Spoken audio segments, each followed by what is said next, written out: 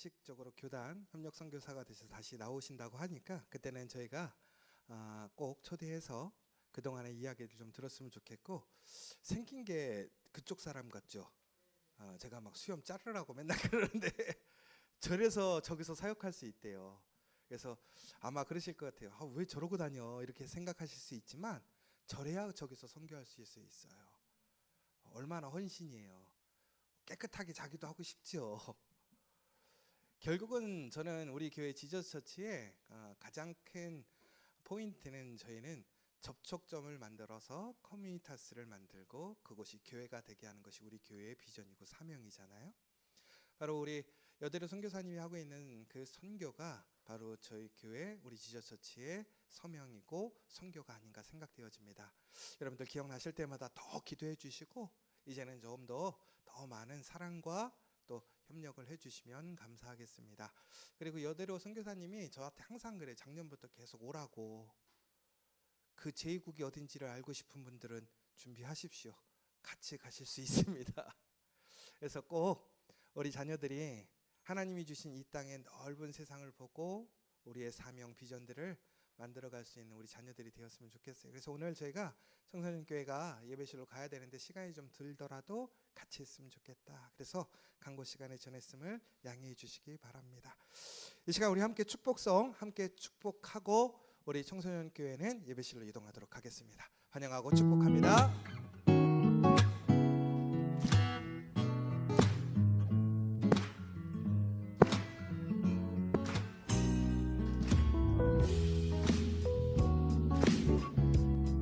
우리 옆에 분들, 특별히 우리 자녀들을 다시 한번 축복하면서 우리 함께 축복하겠습니다. 하나님의 사랑이 당신의 삶 가운데 가득하기를 축복합니다. 하나님의 은혜가 우리 가운데 가득하길 기도합니다. 우리 모두 자리에서 일어나셔서 함께 인사하시고요. 우리 청소년교회는 이동하는데 우리 청소년 우리 아이들 좀 많이 격려해 주시고 안아주시고 축하해 주시면 감사하겠습니다. 고맙습니다. 축복합니다. 환영합니다. 우리 희연이 시아 축복합니다. 환영합니다. 축복합니다. 우리 여대로 선교사님도 인사도 좀 해주시고요. 뻘쭘하니까. 네.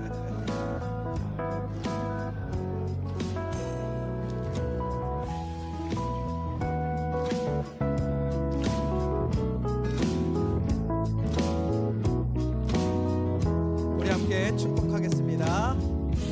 하나님의 우리 선교사님 축복하겠습니다. 가득하기를 축복합니다. 하나님의 은혜가 우리 가운데 가득하길 기도합니다. 가득하길 기도합니다. 기도합니다. 오늘 이 시간 우리 하나님의 말씀 같이 함께 교독하도록 하겠습니다.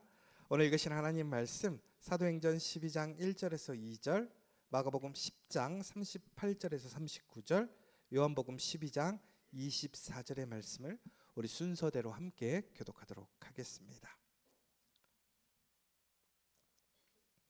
그때 헤롯 왕이 손을 들어 교회 중에서 몇 사람을 해하려 하여 예수께서 이르시되 너희는 너희가 구하는 것을 알지 못하는도다. 내가 마시는 잔을 너희가 마실 수 있으며 내가 받는 세례를 너희가 받을 수 있느냐.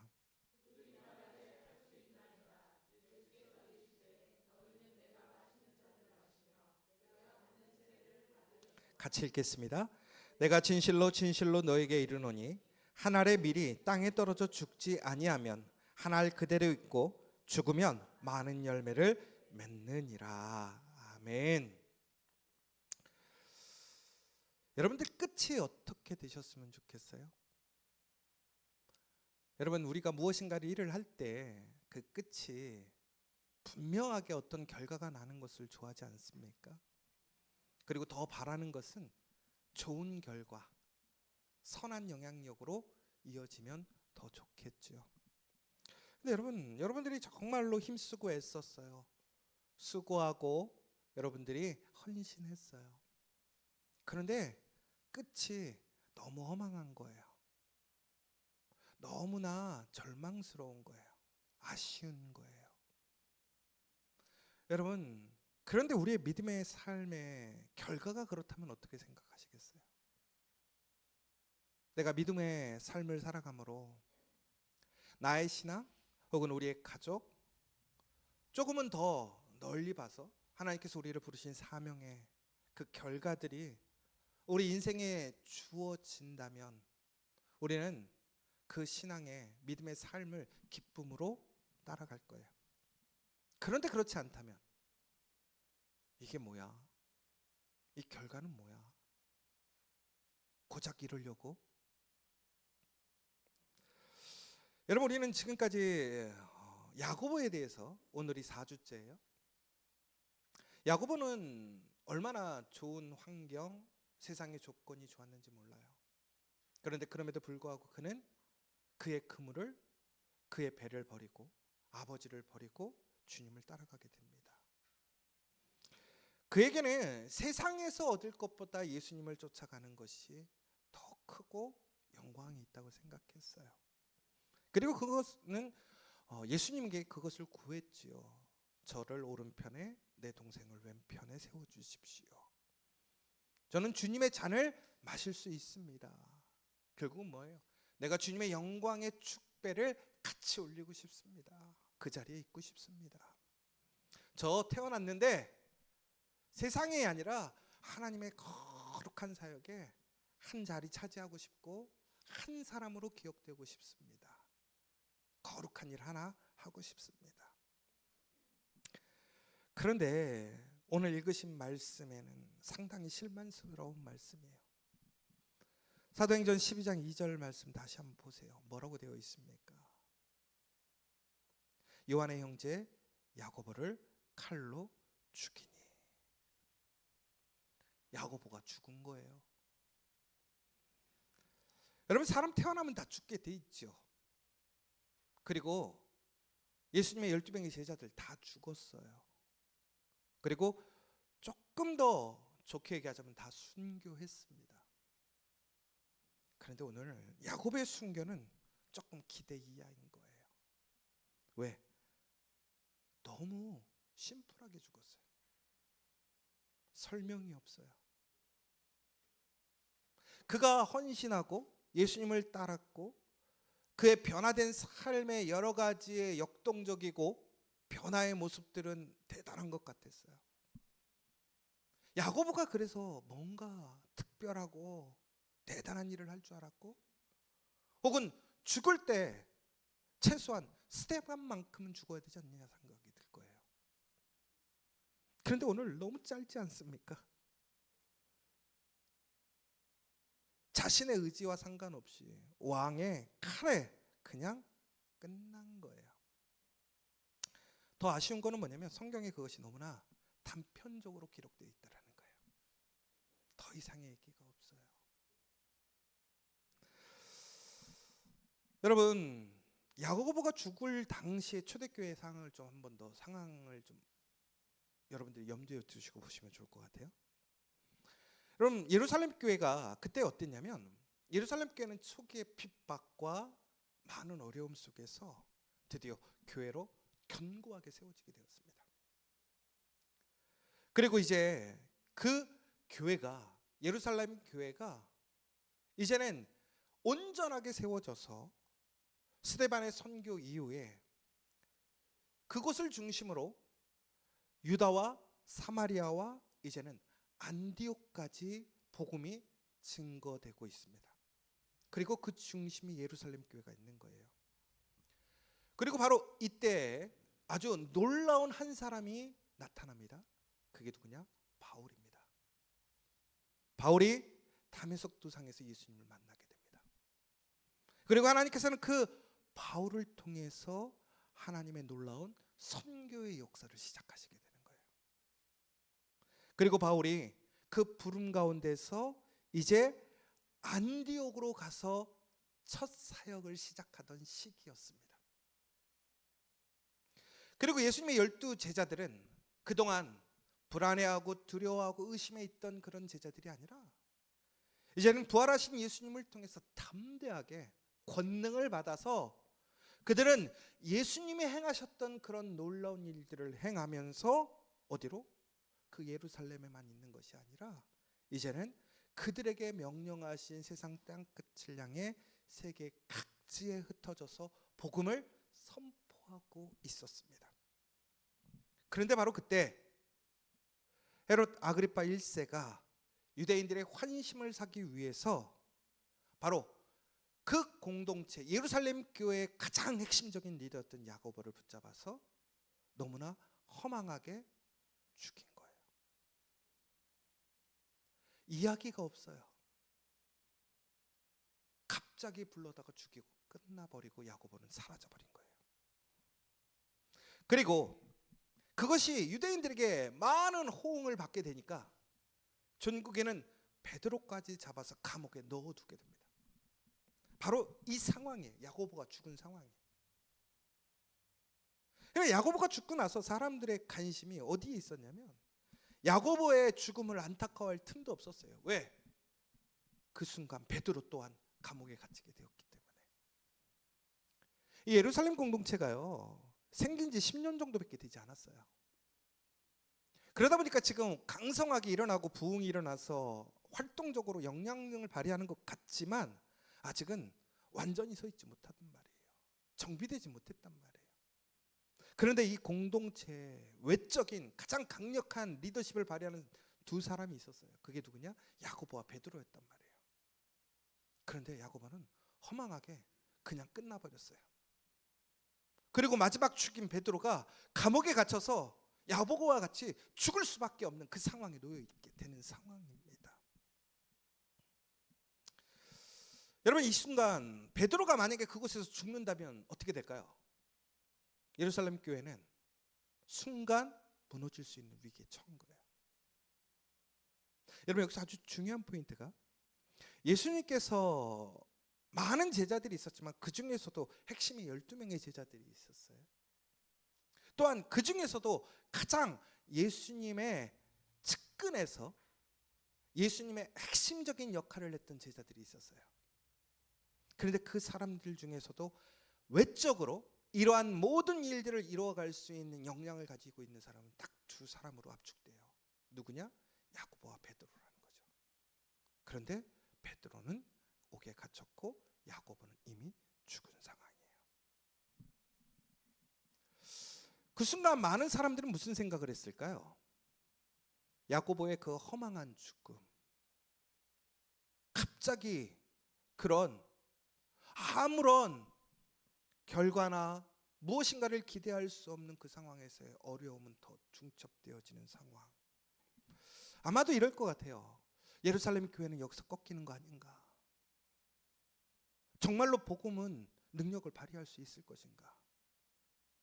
주님이 이 땅에 다시 오신다고 하셨는데 과연 그때까지 우리는 이 땅의 끝까지 복음을 증거할 수 있을 것인가? 오히려 그 땅을 걱정할 것이 아니라 바로 오늘의 현실 때문에 우리의 삶은, 우리의 믿음은, 주님의 약속은 과연 이어질 수 있을 것인가에 대한 질문이 나오게 될 거라는 것이죠.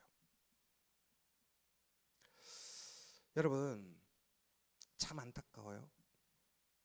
특별히 저는 이 야고보가 이렇게 허망하게 죽은 것이 어찌 보면 우리 인생 가운데서 일어나는 일들이라고 생각해요.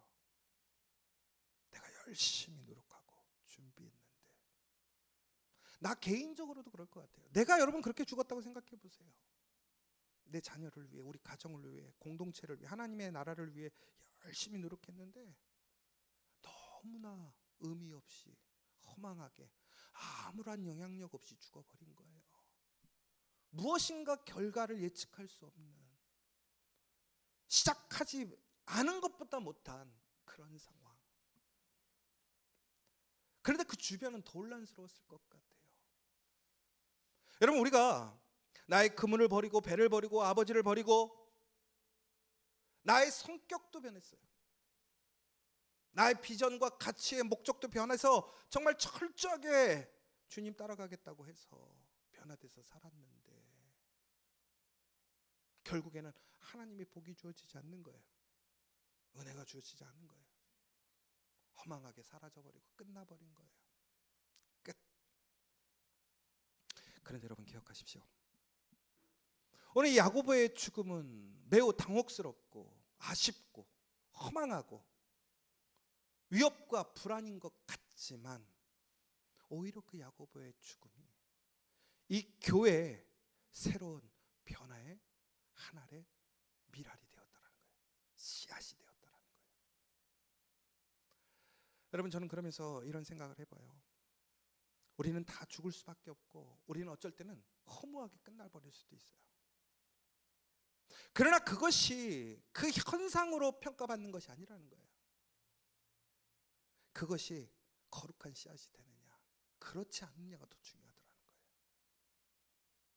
내가 오늘 선한 영향력을 끼치거나 내가 무엇인가를 변화시키는 것도 중요하지만 전국에는 나의 마지막 순간이 결국은 어떤 씨앗이 되느냐가 너무나 중요하더라는 거예요.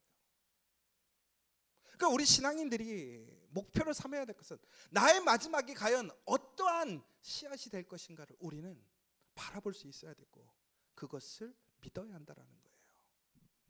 놀랍게도 야고보의 죽음은 너무나 헛된 것 같고 조명받지 못하는 것 같고 인정받지 못하는 것 같고 아무것도 못한 것 같고 그런 것 같지만 그렇지 않더라는 거예요. 왜 그러느냐? 여러분, 놀랍게도 이 야고보가 죽은 이후에 이 예루살렘 공동체, 예루살렘 교회는 큰 변화가 시작됩니다. 아마도 예전 같았으면 많은 혼란과 두려움과 의심이 있었을 거예요.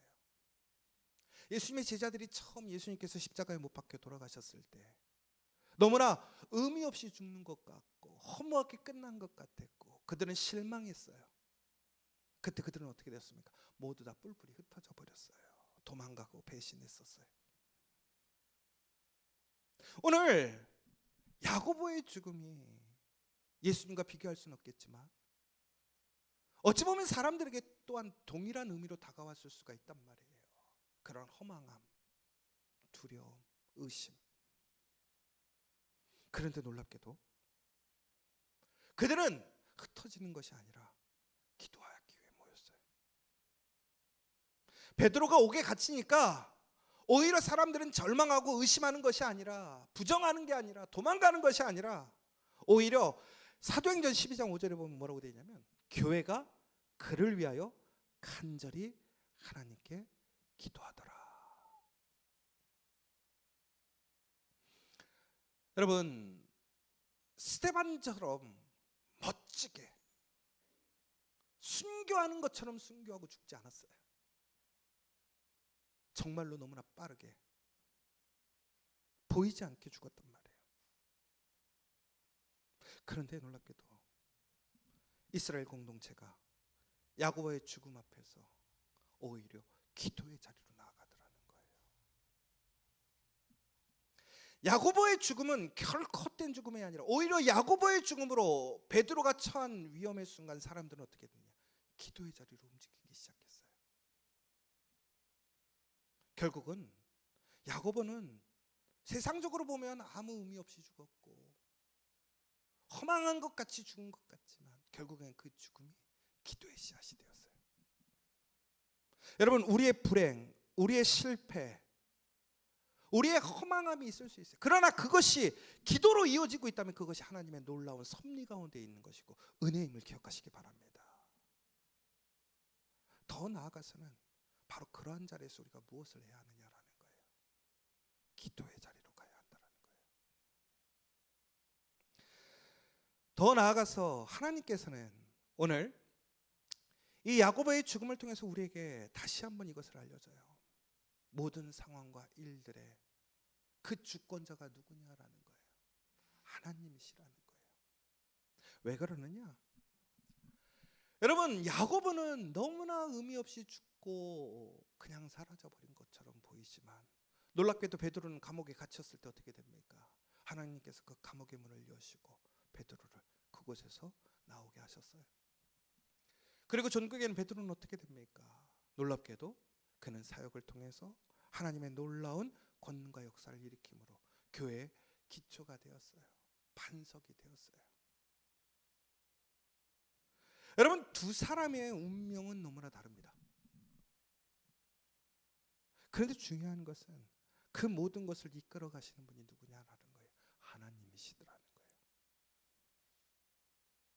여러분, 우리는 간혹 야고보와 같은 상황에 처하게 됐을 때에 베드로와 같은 상황에 풀려가는 사람들을 보고 하나님은 나를 버리셨구나라고 생각할 수 있어요. 나는 저런 은혜에 있지 못하구나. 그런데 여러분 기억하십시오. 그것은 하나님의 주권이라는 것을. 내가 허망하게 죽든 노임을 얻어서 다시 왕성한 활동을 하든 그 모든 것은 하나님의 주권이라는 거예요. 그런데 놀라운 것은 그 주권에는 결코 세상에서 평가하는 야고보의 죽음은 헛되고 의미 없고 가치 없는 죽음이 아니라는 거예요. 하나님이 그렇게 결정하신 이유는 바로 그것을 통해서 베드로가 하지 못하는 초대교회를 향한 놀라운 하나님의 계획과 선한 역사가 있었더라는 거예요. 그게 무엇입니까? 바로 기도가 다시 시작되게 했더라는 거예요. 야고보가 죽지 않았다면 예루살렘 공동체가 처음에 말씀드렸잖아요. 지금 어찌 보면 복음의 시점에서는 매우 중요한 포인트였어요. 그런데 오히려 우리가 생각했을 때는 인간적인 능력을 발휘하고 핵심적이라고 생각하는 사람을 빼버리시는 거예요. 왜 그러셨을까요? 여러분, 저희가 이번 새벽 기도에 계속 지금 우리가 여호수아서를 보고 있는데 제가 강조하는 게 있어요. 하나님이 그 싸움을 통해서 이야기하시는 게 뭐예요? 누가 주인이냐, 누가 주권을 갖고 있느냐라는 거예요. 여러분, 하나님께 주권이 있다면 그곳에는 반드시 하나님의 영광과 축복이 있음을 기억하시기 바랍니다. 놀랍게도 여러분, 사도행전 12장 마지막을 보세요.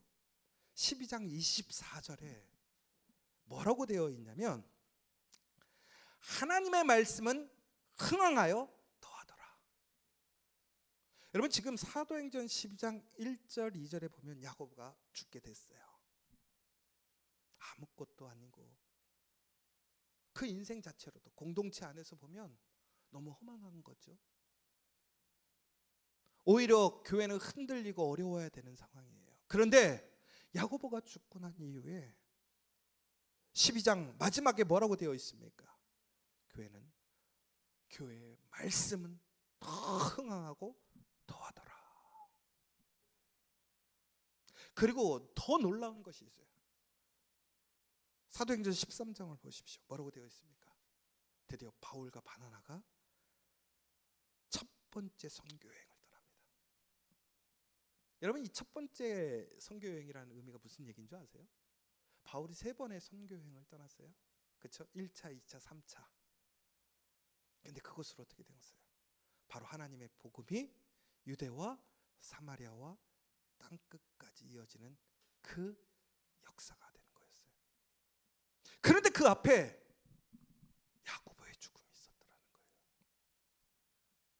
결국은 하나님께서는 이 야고보의 죽음을 통해서 예루살렘 공동체가 그 안에만 있는 것이 아니라 전국에는 하나님의 권능의 역사로 하나님을 통해서 그 복음을 세상 땅 끝까지 증거하는 분기점으로 삼으셨더라는 거예요. 야고보의 죽음은요, 우리 눈에 보기에는 교회의 세태나 약화처럼 보이고 인간적인 실패로 보일 수 있습니다. 그런데 오히려 하나님께서는 야고보의 죽음을 통해서 기도의 깊이를 더하셨고 하나님의 주권에 대한 신뢰와 확신으로 그 십자가를 바라보게 했습니다. 더 나아가서 선교의 지경을 넓히고 확장하는 실제적인 그 거룩한 씨앗이 되게 한 것이 바로 야고보의 죽음이었다라는 것입니다. 여러분, 오늘 여러분들이 하나님 안에서 야고보와 같이 충성스럽게 하나님께서 우리에게 부르신 그 사명에 순종으로 나아가게 된다면 바로 여러분들이 그 거룩한 하나님의 미랄이 되고 씨앗이 됨을 믿으시기 바랍니다. 우리 지저처치 잘 돼야 되죠. 더 강성해지고 부흥하고 커져야 되죠. 그러나 브레이크가 걸리고 혹은 의미 없는 일들처럼 허망하게 끝나는 일들이 있어도 실망하지 마십시오. 우리가 하나님 말씀 안에 있다면, 하나님의 말씀에 순종하여 있다면 그것은 거룩한 하나님의 미랄이 됨을 믿으시기 바랍니다. 그것이 분기점이 돼요. 새 역사의 시작이 되고 하나님의 거룩한 나라를 이루어가는 완성의 교두보가 되고 첫발이 되더라는 거예요.